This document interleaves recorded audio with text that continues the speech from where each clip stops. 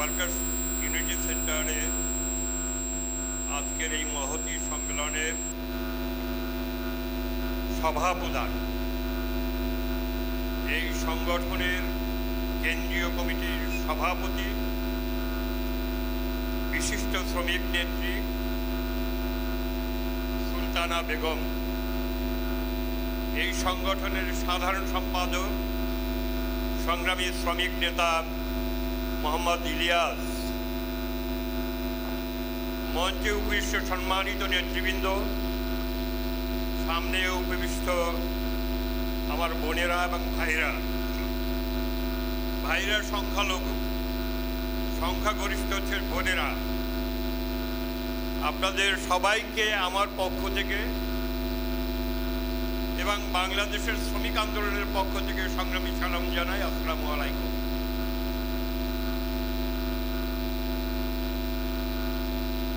অনেক কথা হয়েছে, আমি সকাল থেকে এখানে আসছি, কেন যেন বাইশে মনে হয়। তাপ নাই, একটা জাতীয় সম্মেলনে যদি তাপ না থাকে তাহলে আমরা কি নিয়ে যাব? তাহলে একটু তাপ সৃষ্টি করা দরকার। হ্যাঁ, আপনারা স্লোগান ধরতে পারেন? নেতারা স্লোগান শিখেছে? আচ্ছা, দেখি কেমন পারেন, বলেন আমার সঙ্গে। দুনিয়ার মজদুর। এই জায়গাটা একটু দুর্বল, নাস্তা খাওয়া হয়নি, নাস্তা তো খেয়েছেন, আবার ধরেন। দুনিয়ার মজদুর, লড়াই লড়াই লড়াই চাই, লড়াই লড়াই লড়াই চাই। কেউ খাবে কেউ খাবে না, মালিক খাবে শ্রমিক খাবে না, ধনী খাবে গরিব খাবে না। যে হাতে শ্রমিককে মারে, জোরে হয়নি আপনাদের মারামারি বুঝে কমে গেছে, গার্মেন্টসের মধ্যে মারামারি কমে গেছে মনে হলো। যে হাতে শ্রমিককে মারে, যে হাতে শ্রমিককে মারে। সবাইকে ধন্যবাদ। এই না হলে একটা শ্রমিক সম্মেলন হলো, শ্রমিক সম্মেলনে একটা তাপ থাকবে, একটা উত্তেজনা থাকবে, এবং সেই তাপ নিয়ে আমরা মাঠে ময়দানে যাব, তাহলেই না শ্রমিক আন্দোলন হয়। এই যে লাল শাড়ি পরেছেন এবং ভাইরা একটু পিঙ্ক কালার করেছেন মনে হচ্ছে, তার মধ্যে লালও আছে। লাল মানে কি? রক্ত। আমরা শ্রম, ঘাম এবং রক্ত দিয়ে কারখানা চালু রাখি, মেশিন ঘোরাই, তার প্রতীক হচ্ছে লাল। আমাদের শ্রমিকের পতাকার রং কি? লাল। কেন? আমাদের রক্তের বিনিময়ে এই পতাকা, সেই লাল পতাকা নিয়ে আমরা মিছিল করি। বন্ধুরা আমার,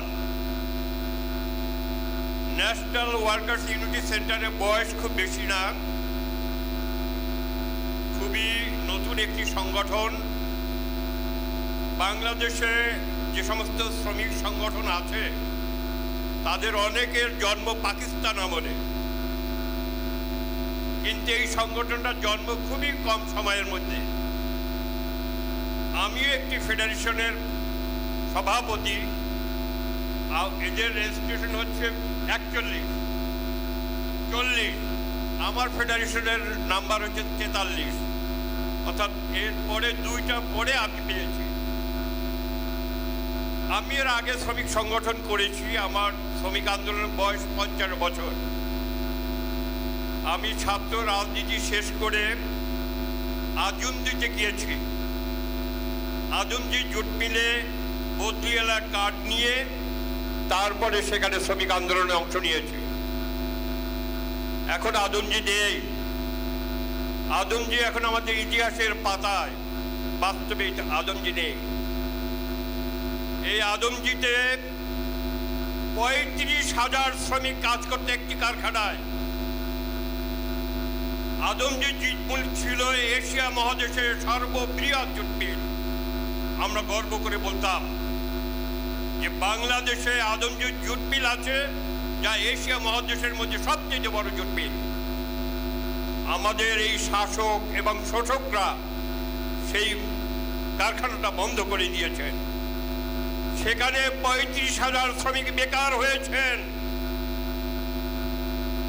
ওখানে কয়েক হাজার মানুষ ব্যবসা বাণিজ্যের সাথে জড়িত ছিল, তা বেকার হয়েছে। সারা দেশে কয়েক কোটি পাট চাষি, তারা বেকার হয়েছে। সব মিলে ২ কোটি মানুষ বেকার হয়েছে আদমজুট জুট মিলের কারণে। কারা করলো? এই আমাদের যারা শাসন করে, যারা শোষণ করে, তারা। শ্রমিকের ভাগ্য নিয়ে যারা লুটপাট করে, তারা। অথচ আমরা ১২,৫০০ টাকায় কাজ করি। আজকে গার্মেন্টস শ্রমিকরা মাত্র ১২,৫০০ টাকা। আচ্ছা, আমাকে একটি হিসাব দেন তো, ঢাকা শহরে এক রুমের একটা বাসা ভাড়ার দাম কত? কম হইল ১০,০০০ টাকা ঢাকা শহরে। আচ্ছা, ১০,০০০ টাকা যদি বাসা ভাড়া দিতে হয়, তাহলে ১২,৫০০ টাকা দিয়ে চলি কেমনে? যদি জানতে চাই তাহলে বলে বাকিটা আল্লাহ চালায়, আমি সব জানি না, তাই তো বলবেন। এইরকম অবস্থায় আমরা দেশের জন্য, নিজের জন্য শ্রম দিয়ে চলেছি। আমরা যদি শ্রম না দিই, তাহলে উৎপাদন বন্ধ, দেশের অর্থনীতির চাকা বন্ধ, এই বড়লোকের ষাট বাট বন্ধ, গাড়ির চাকা বন্ধ। তাহলে এই সব কিছু সচল রাখছি আমরা শ্রমিকরা। সেই জন্য আমরা স্লোগান দিই যে দুনিয়ার মজদুর এক হও।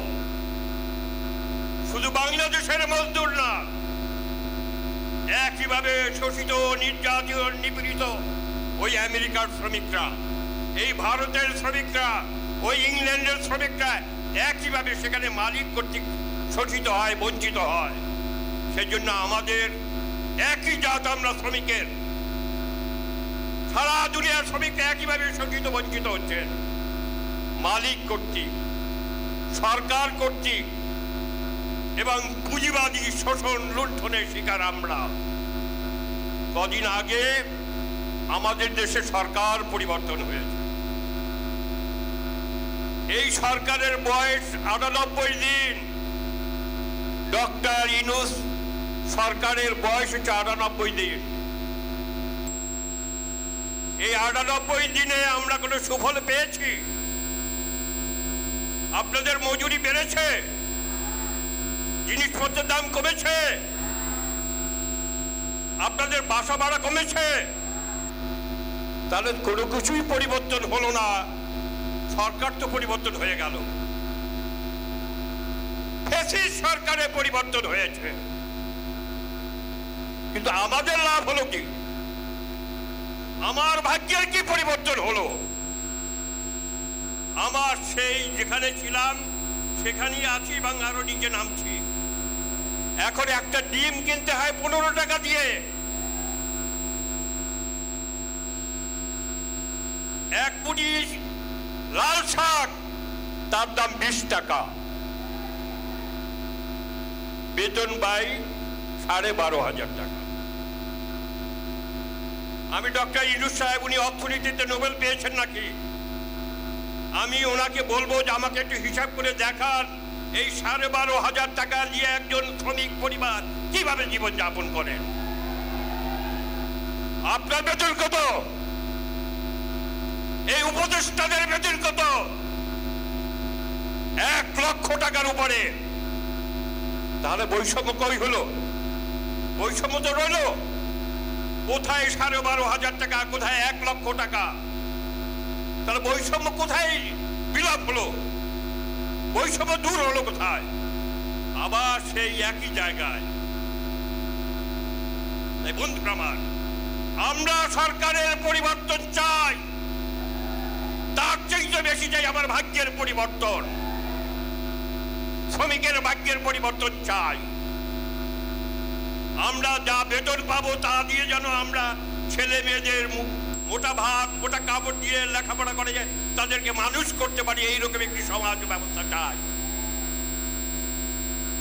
নাহলে সরকার পরিবর্তন হলে আমাদের কোনো লাভ নাই। সালমান এফ রহমান শোষণ করেছেন, এখন আরেকজন সোহেল রহমান তৈরি হবে, আমাদের কিছু যায় আসে না। আমরা সালমান এফ রহমান হতে পারবো না, সোহেল রহমান হতে পারবো না।